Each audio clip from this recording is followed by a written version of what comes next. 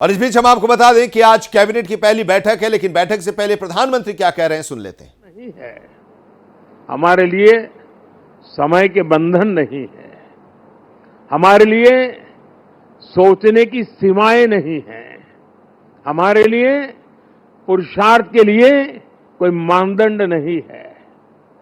जो इससे परे है वही तो मेरी टीम है और वही टीम पर देश को भरोसा है। साथियों, 10 साल में बहुत सारे लोग आप में से होंगे जो 10 साल से मुझे जेल रहे हैं। कुछ लोग हैं जो शायद अब जेलना शुरू करेंगे। कुछ लोग होंगे साहब बहुत हो गए, अब कहीं और जाए तो अच्छा होगा। जो जाना चाहते हैं उनको मेरी तरफ से शुभकामनाएं हैं। आपने इतना किया इसलिए धन्यवाद है। जो आना चाहते हैं, अगर आज टीवी पर मेरी बात सुन करके जो मन भाव से खप जाना चाहता है 5 साल, आइए, निमंत्रण है। और हम मिल करके दोस्तों एक ही लक्ष्य, नेशन फर्स्ट, एक ही इरादा 2047 विकसित भारत। और मैंने पब्लिकली कहा है, मेरा पल पल देश के नाम है। और मैंने ये भी वादा किया है देश को 24/7 फॉर 2047। मुझे वो टीम से अपेक्षाएं हैं, मैं मेरी टीम से चाहता हूं। और उसमें भी मैंने मिला हुआ काम समय से पूरा कर दिया, मुझे मिला हुआ काम गलती के बिना कर दिया। मैं समझता हूं अच्छी चीज है, लेकिन परिपूर्णता नहीं है। मैंने उसमें वैल्यू एडिशन क्या किया? मैंने पूरा किया, लेकिन ज्यादा अच्छे से पूरा किया। मैंने पूरा किया, लेकिन आगे अब किसी के सर पे बोझ नहीं रहेगा, इतना मैंने करके रखा है। अगर हमारा भाव है, हर चीज में वैल्यू एडिशन, हर चीज में क्वालिटी अपग्रेडेशन, तो मुझे पक्का विश्वास है दोस्तों कि हम 5 साल के भीतर भीतर जिस सपनों को और संकल्प को लेकर के चले हैं, उसको हम परिपूर्ण कर सकते हैं। 10 साल का मेरा अनुभव है, जो तय किया उसको हम करके रहे हैं। तय भले मोदी ने किया, लेकिन करने वाले आप हैं। करके रहे हैं, हम सब मिलके करके रहे हैं। हम सबकी सामूहिक शक्ति का परिणाम है कि हमने एक कैटेगरी एजेंट के रूप में इसको काम किया है।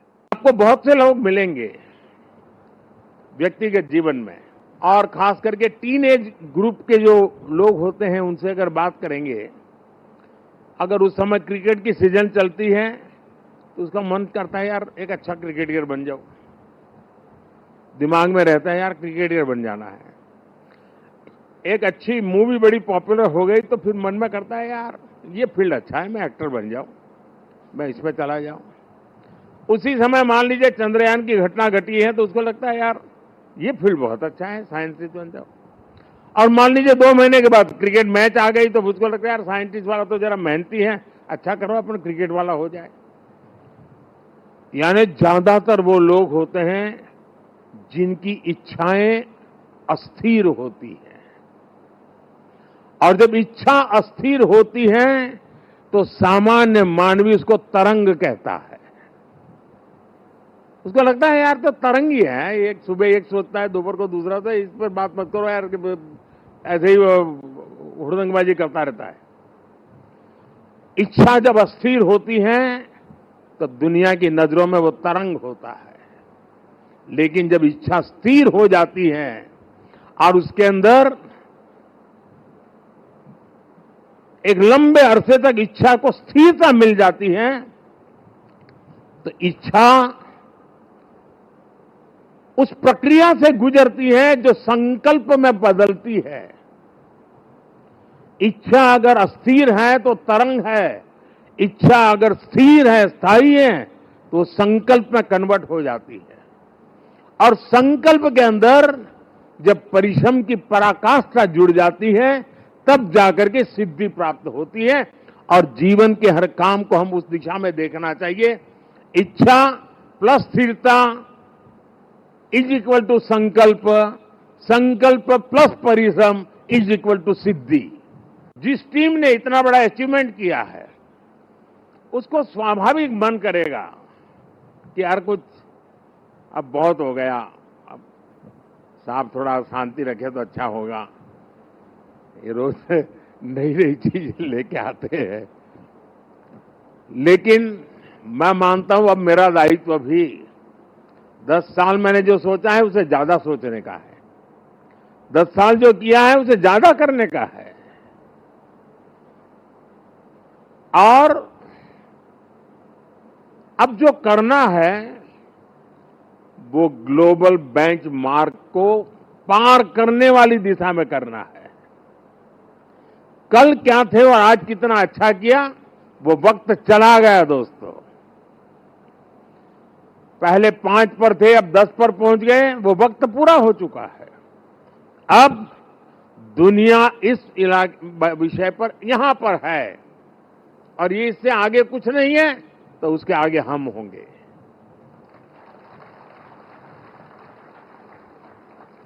जहां कोई नहीं पहुंचा वहां हमारे देश को हमें पहुंचाना है। और व्यक्ति के जीवन में हो, समूह का जीवन हो या राष्ट्र का जीवन हो, जब तक वो बड़े संकल्प के साथ सोचता नहीं है परिणाम नहीं मिलता है। साथियों, जब हम काम करते हैं तब 3 चीजें बहुत अनिवार्य होती है और अगर 3 चीजें हमारे पास उपलब्ध हो तो मैं नहीं मानता हूं कि विफलता दूर दूर तक भी नजर आएगी। और जब मैं 3 बातें कहता हूं, एक क्लैरिटी ऑफ थॉट्स, जहां तक इस सरकार का सवाल है, मैं मानता हूं कि कोई उलझन नहीं है। बाएं जाए, दाएं जाए, ऊपर जाए, नीचे जाए, कुछ नहीं, उसको पता है ऐसे ही जाना है और उसे पा करके रहना है। इतनी क्लैरिटी ऑफ थॉट्स किसी भी काम की सफलता के लिए सबसे पहली जरूरत होती है। फेथ इन कन्विक्शन दूसरा पार्ट है कि जो मैं सुन रहा हूं, जो मुझे बताया जा रहा है, उसके प्रति मेरे मन में अश्रद्धा नहीं होनी चाहिए, मेरे मन में इफ्स एंड बट्स नहीं होनी चाहिए। फेथ इन कन्विक्शन, जो मैंने सुना है और अनुभव कहता है कि हाँ यार मेरे विचारों में मेल नहीं बैठता है, लेकिन यही है रास्ता, तो चलो लग जाओ। लेकिन इतने से भी पूरा नहीं होता है। Clarity of vision, faith in conviction is not enough to achieve. और इसके लिए चलता है कैरेक्टर टू एक्ट। मुझे अपने व्यक्तित्व को उस प्रकार से गढ़ना पड़ता है, मेरे समय का सर्वाधिक उपयोग उस काम के लिए लगाने का मुझे प्रायोरिटी तय करनी होती है, खुद को खपाना पड़ता है। मेरा शरीर, मेरा मन, बुद्धि, सब कुछ मेरा कैरेक्टर टू एक्ट, उस काम को पूर्ण करने वाले कैरेक्टर के रूप में अगर निकलता है तो मैं परिणामों को प्राप्त कर। मेरी टीम के पास ये सब कुछ संभव है दोस्तों। जिस टीम ने मुझे 10 साल में बहुत कुछ दिया है, उसमें हम और नया क्या कर सकते हैं, और अच्छा कैसे कर सकते हैं, और जल्दी कैसे कर सकते हैं, और ज्यादा स्केल पर कैसे कर सकते हैं। अगर उन चीजों को लेकर के आप साथ ही आगे बढ़ते हैं तो मुझे पक्का विश्वास है कि 140 करोड़ देशवासियों ने आपके पुरुषार्थ को मोहर लगाई है। ये चुनाव मोदी के भाषणों को मोहर नहीं है, ये चुनाव आपके 10 साल के हर सरकारी कर्मचारियों के पुरुषार्थ को मोहर लगी हुई है। इसलिए इस विजय के बड़े हकदार अगर कोई है तो आप लोग हैं। इस विजय के सच्चे हकदार कोई है तो भारत सरकार के हर कर्मचारी भी हैं कि जिन्होंने एक विजन के लिए अपने आप को खपा देने में कोई कमी नहीं रखी और देश में पहले से बहुत तेज गति से काम हुए, जिसका परिणाम भी नजर आ रहा है। लेकिन मैं एक नई ऊर्जा के साथ, नए हौसले के साथ आगे बढ़ना चाहता हूं। मैं विराम करने के लिए पैदा नहीं हुआ हूं।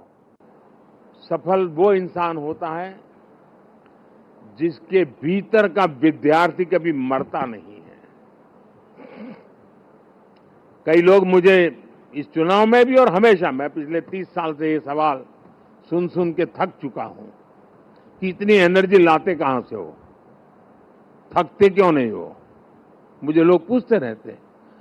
लेकिन वो मेरे बॉडी को तराश रहे हैं, मेरी बॉडी में क्या खाता हूं, कितना सोता हूं, मैं योगा कितना करता हूं। अब वो गलत ट्रैक पर है, इसलिए मेरी एनर्जी का रहस्य उनको पता नहीं है। मेरी एनर्जी का रहस्य, मैं जीवन भर भीतर के विद्यार्थी को जिंदा रखता हूं। और जो व्यक्ति अपने भीतर विद्यार्थी को जिंदा रखता है वो कभी भी सामर्थ्यहीन नहीं होता है, शक्तिहीन नहीं होता है और आलसी नहीं होता है। वो हर बार ऊर्जा से भरा हुआ रहता है। प्रधानमंत्री नरेंद्र मोदी आज अभी पीएमओ के तमाम अधिकारियों और कर्मचारियों को जो सहयोगी हैं उन्हें संबोधित कर रहे हैं और उन्हें बता रहे हैं कि जो नई पारी है, तीसरी पारी प्रधानमंत्री के तौर पर, उस पारी में नई ऊर्जा के साथ लगना है। और वो कह रहे हैं कि भीतर के विद्यार्थी को कभी मरने नहीं देना चाहिए।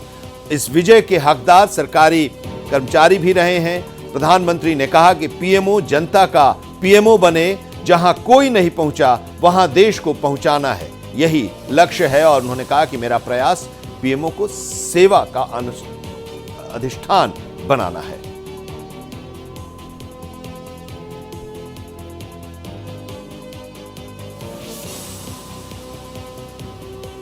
सरकार का मतलब सामर्थ्य और समर्पण की ऊर्जा है। प्रधानमंत्री ने आज पीएमओ के कर्मचारियों को, अपने सहयोगियों को संबोधित करते हुए कहा कि जहां कोई नहीं पहुंचा वहां देश को पहुंचाना है।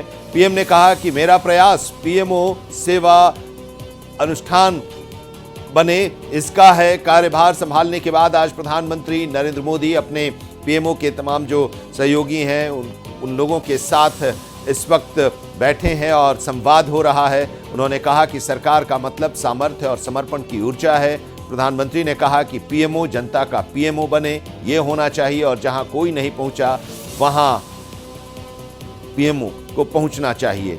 लोगों से डायरेक्ट इंटरैक्शन हो, ये बात उन्होंने कही। उन्होंने कहा कि मुझसे बार बार लोग पूछते हैं और मैं इस सवाल को सुनते सुनते थक गया हूं कि आखिर आप के अंदर एनर्जी कहां से आती है। पीएम ने कहा कि यह एनर्जी योगा और दूसरे तरह से अभ्यास या एक्सरसाइज करने से नहीं, बल्कि मेरी एनर्जी इसलिए जिंदा है कि मैं अपने अंदर के विद्यार्थी को कभी हमने मरने नहीं दिया, उसे हमेशा जिंदा रखा है।